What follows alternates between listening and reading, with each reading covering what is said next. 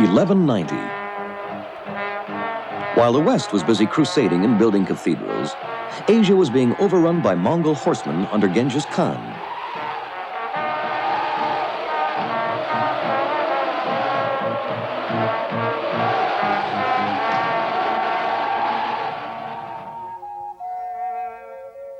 Halt! We'll camp here.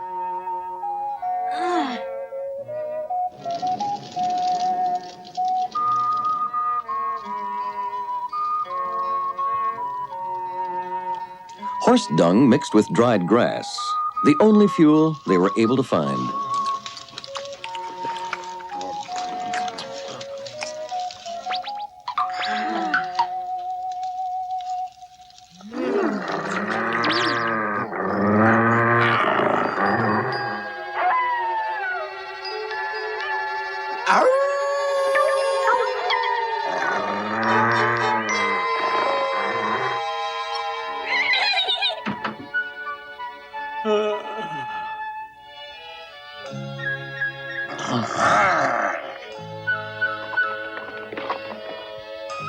Forward!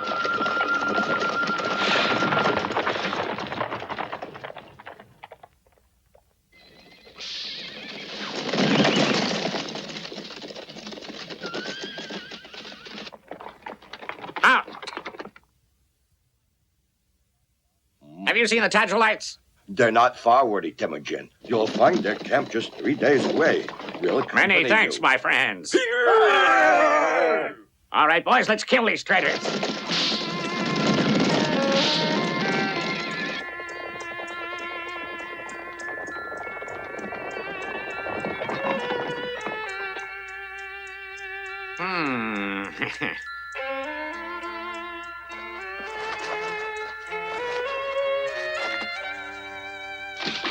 Come on, let's bash their brains in.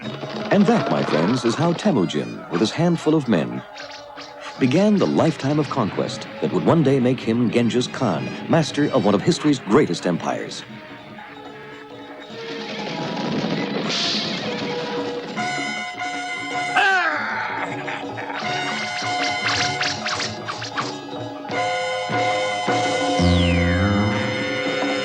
He was proclaimed Khan in 1200. In 1207, he conquered Mongolia and Siberia. In 1209, Tibet. The invasion of China, 1211. Kazakhstan followed in 1218. 1220, the war against Khorasan, which had offended the Mongols and wasn't even sorry. Genghis Khan mustered 200,000 horsemen and supplemented them by arming local Muslims. At the same time, in 1214, at the Battle of Bouvines, French horsemen numbered only 1,000. All right, everybody down there. You'd think there was no greater pleasure in life than to chop up one's enemies, chase them from their homes, lay claim to their goods, reduce their loved ones to tears, and make off with their wives and daughters. And yet, that was the creed of Genghis Khan.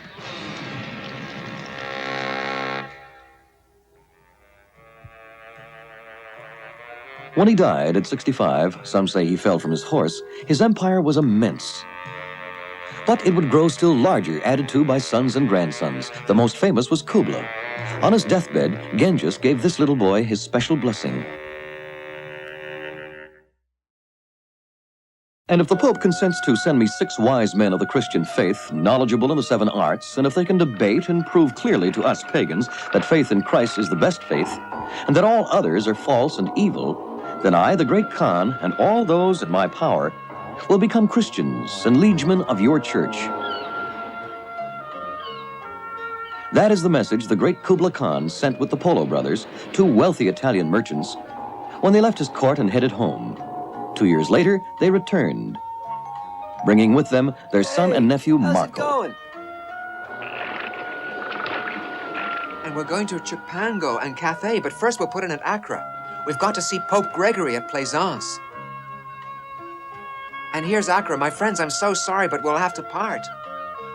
Wouldn't a boy with muscles like these be real handy on a ship? Yeah, and how's about some brains? He's smart. Hold on a bit, boys.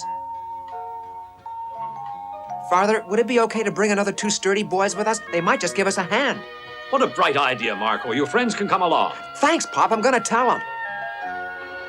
You guys, hey, listen, you're coming. Hooray! Hooray! Hooray! Hooray!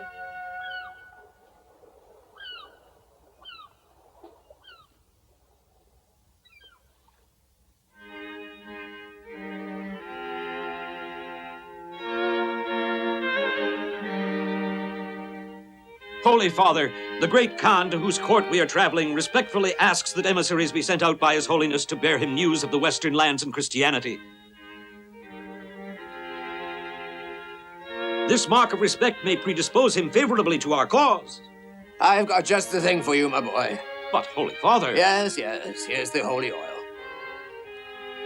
But we will also need a few ambassadors like these venerable brothers. Huh? How true. Take him along, those 2. But wouldn't we be of more use to you by remaining here with you, O Holy Father? They fine with you? Well, I had actually hoped to have at the very least 6. Oh, nope. Better forget about 6. I can't spare 6, no. Well, then, how about 5? No. Or perhaps 4? I said no. Well, can I count on 2, then? That's what I seem to remember saying. I repeat that Brother Nicholas of Vicenza and Brother William of Tripoli. What's he up to now? Brother William! Brother William! Come out wherever you are. Please come down immediately. You know that ascensions are forbidden without my permission. Our Father who art in heaven, protect me.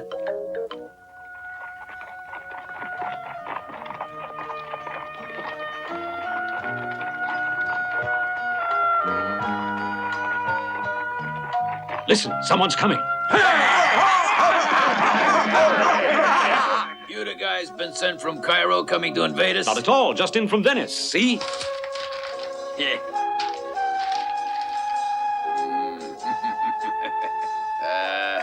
And how about a nice purse of gold? Why should we settle for one crummy little bag? We might as well take all I got, eh? And besides, who's here to stop us from capturing those ninnies and selling them as slaves? Let's gift wrap these strangers.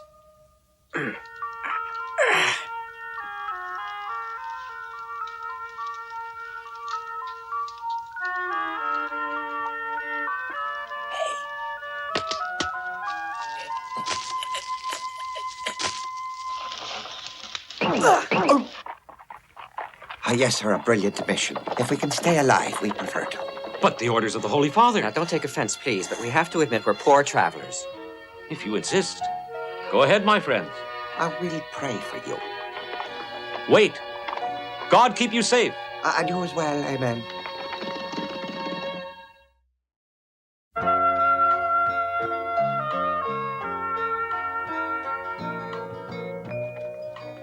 Our friend's caravan pushed on into the Middle East. One day... Look! It's Noah's Ark. Come now, we really should be moving along.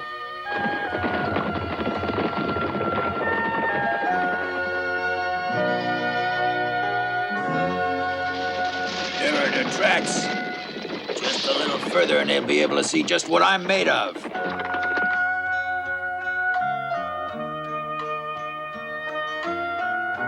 And another day in Mosul... One moment. What's that dark liquid in those jars? All that oil, Jime.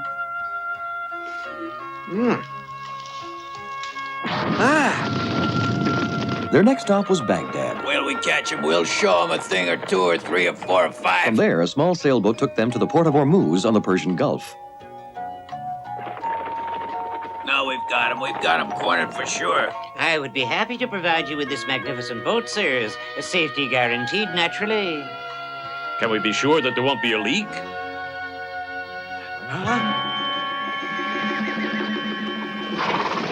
Hey, you trash cans. You wouldn't have set your eyes on any rabble like that? Oh, no.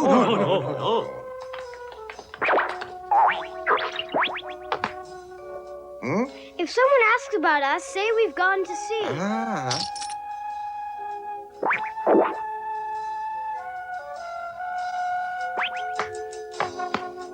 You seen these guys? You just missed them, Sahib. They're sailing away, see? At last, that goose is cooked. Let's go! All aboard, quick! Help! I can't swim! Help! Oh my God!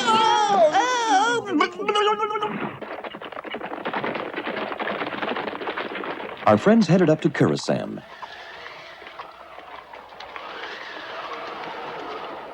Then, an unexpected gale pushed from them. Watch out. This time, folks, they're in our hands.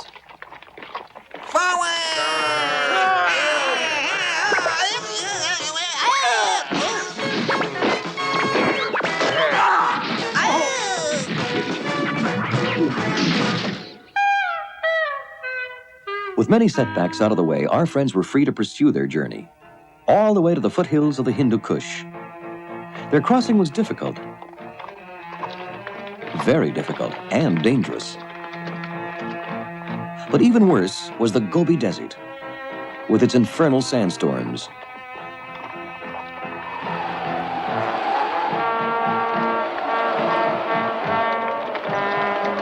Marco, where are you? Marco, speak to me!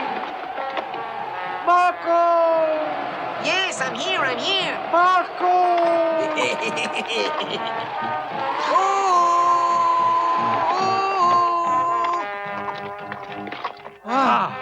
Safely across the desert, Polo and his band reached the city of Shamu, Hey, you renowned for its Norsemen are here. hospitality. Hello.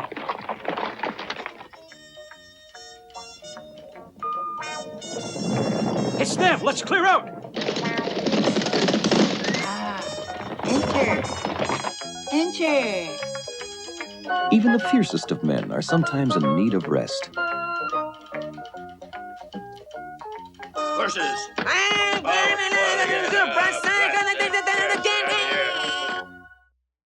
Autumn comes, time to change pastures. Driving their flocks in front of them, the Mongol tribesmen come down from their high plateaus.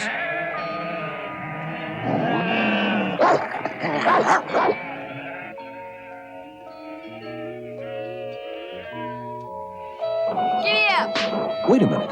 Doesn't he look like...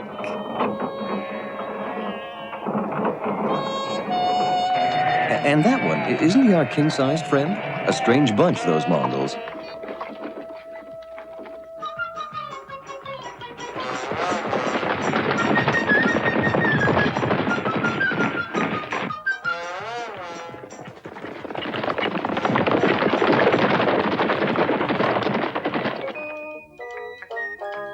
The camp settles into a routine.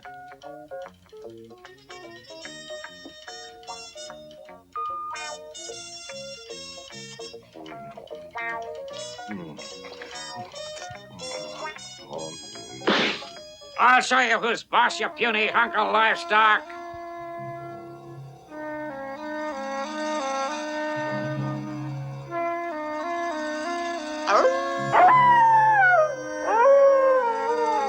While the hunters are out chasing wolves, back at camp, life goes on normally. Couldn't we go with you? No, no.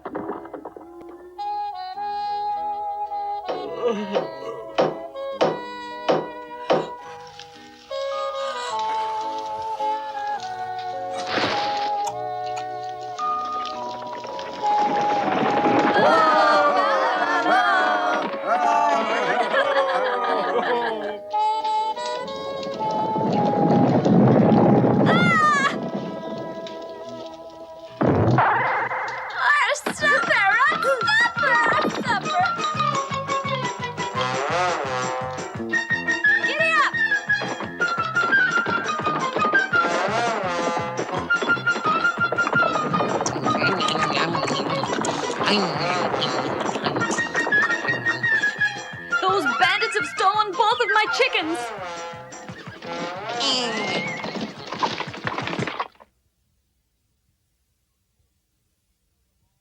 Hey, you there, do you know the law?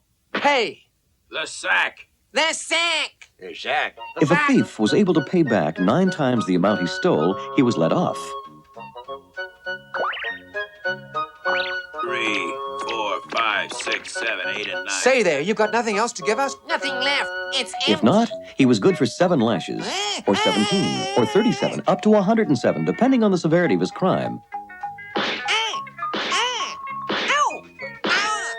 And should anyone make off with a horse, it was off with his life, his body sliced down the middle with a sword.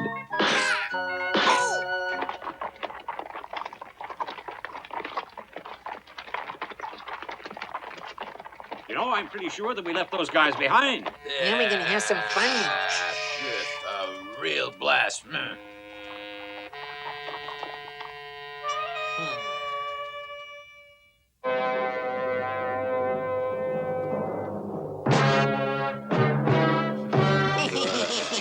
His Majestic Kubla, informed of your visit, appointed me as your escort and protector in case of need. Show us the way, my good friends, to the palace of the great Kubla.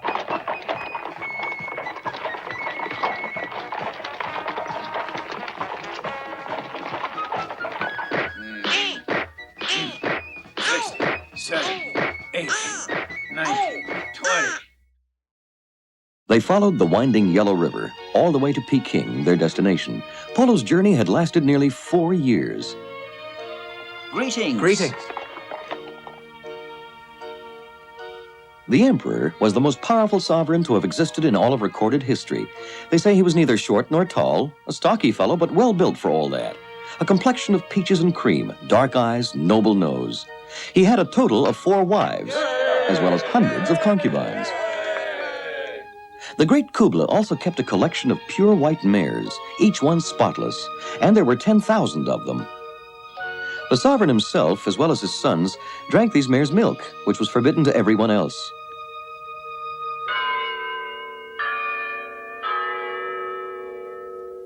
The sun illumines her heavenly sons. Today our almighty emperor will receive visits from strange travelers from far away. All right, time to set out for work. Let's move it.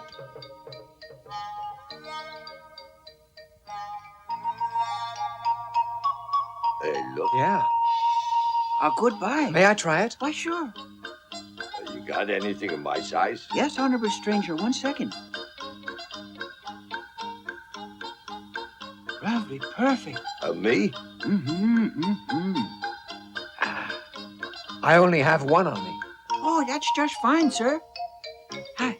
I want the spiffest tunic you've got. At your most humble service. You are quite splendid, Honorable Sir. Like a morning star. How much do you want? 4 gold pieces? Might as well take 5.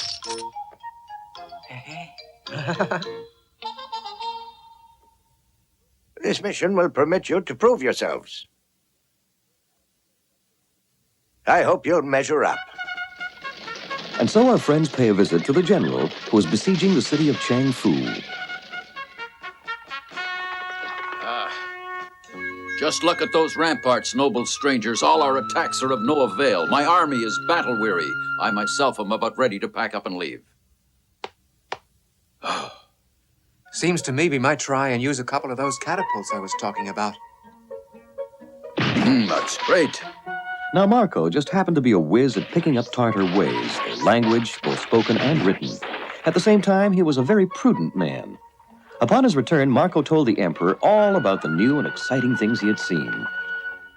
His stories were always witty and pleasing, and included his own solutions to many problems. All this greatly pleased the emperor, who treated Marco as a great favorite. Some believe in Jesus, others in Muhammad, still others in Buddha, but I ask protection from all of them, to be sure. Now here's your newest mission. Here. At your orders, great Kubla. Missions came and went, and so did the years.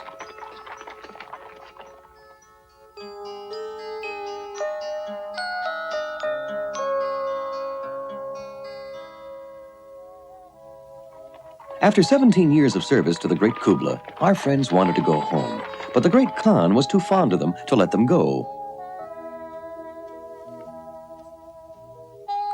Just when they were giving up all hope of seeing their homeland again, 3 barons from faraway Persia arrived at the court. They requested the emperor to provide their lord with a new wife, his own having died. Very nice kid. Beautiful. We beg of you, let the Polos accompany us home. Seasoned travelers like them are rare. You would enjoy our heartfelt, boundless gratitude. The Emperor's great respect for his Western adventurers made his decision very difficult, but finally he gave in and requested the Polos to escort the barons and the princess.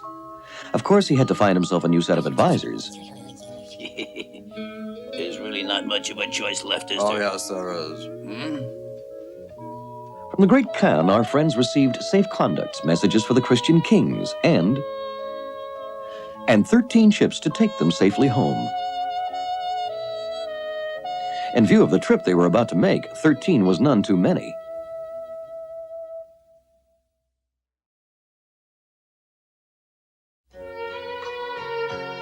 The return trip took 3 years, and judging by the looks of our friends, we can suppose that it had been no stroll down the primrose path.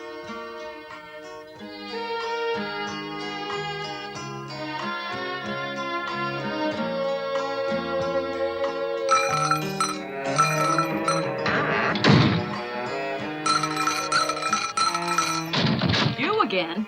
All right, come in, but you'll have to sleep in the stable. The next day, there was a family reunion.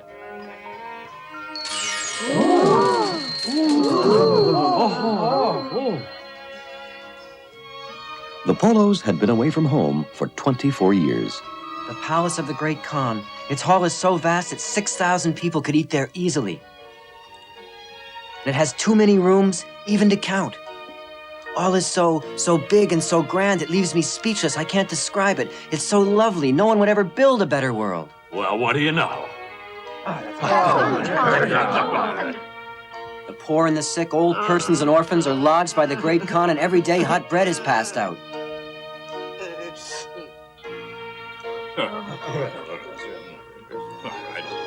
In the province of Zandandan, when a woman gives birth, she gets right up out of her bed and goes straight to work.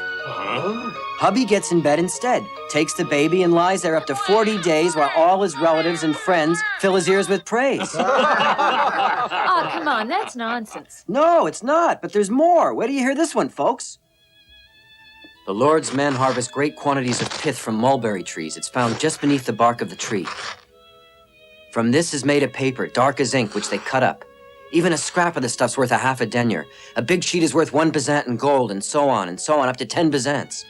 On these papers, you see the signor's seal. He's already made such a huge quantity of this stuff he could cash in all the world's gems. Mark my words, but not just gems. He could swallow up entire kingdoms if he should ever want to. You might not believe what I am about to say, but you just wait.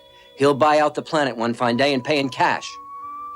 In his capital alone are piled the most massive treasures I've seen anywhere in the world. Each day over 1,000 cartloads of fine silks pour in, and so Peking's thousands of inhabitants are quite used to dressing in pure silk. This fellow exaggerates, folks. Throughout the province of Cathay, there exists a kind of black stone found in the mountains. These amazing black stones burn brightly when lit. You can decide to light a fire in the evening. You'll feel comfy all night. The next day, the black stones still give off heat. What a ride. And now we got burning stones. What next? No less than 15,000 boats sail up and down the world's longest river. It flows through Hangzhou, an immense city in which you'd be amazed to see 12,000 bridges. So high ships of great height may glide beneath them. I tell you that Venice's loftiest ship in full sail could easily pass mast intact. And what is even more interesting is the city was planned and built on water. Leave it to me. I'll show him what's what. 1298, Venice is at war with Genoa, its rival city, near the island of Crisola on a Venetian ship. There are quite a few and well armed. This could be a rough battle. To your positions, prepare for combat! Our friends put up a good fight, but Retreat! Run for your lives! We won't be long, Marco. Courage! no man, be he Christian, Saracen, Tartar, or pagan, had ever set foot in so many lands as did our brave, distinguished friend, Marco Polo. In spite of a few minor mistakes and myths, he gave the Western world its first realistic description of the Far East, which up until his time had been unknown. 2 centuries later, Christopher Columbus sailed westward in search of Cathay and the Indies described by Polo. What Columbus discovered instead were the Americas.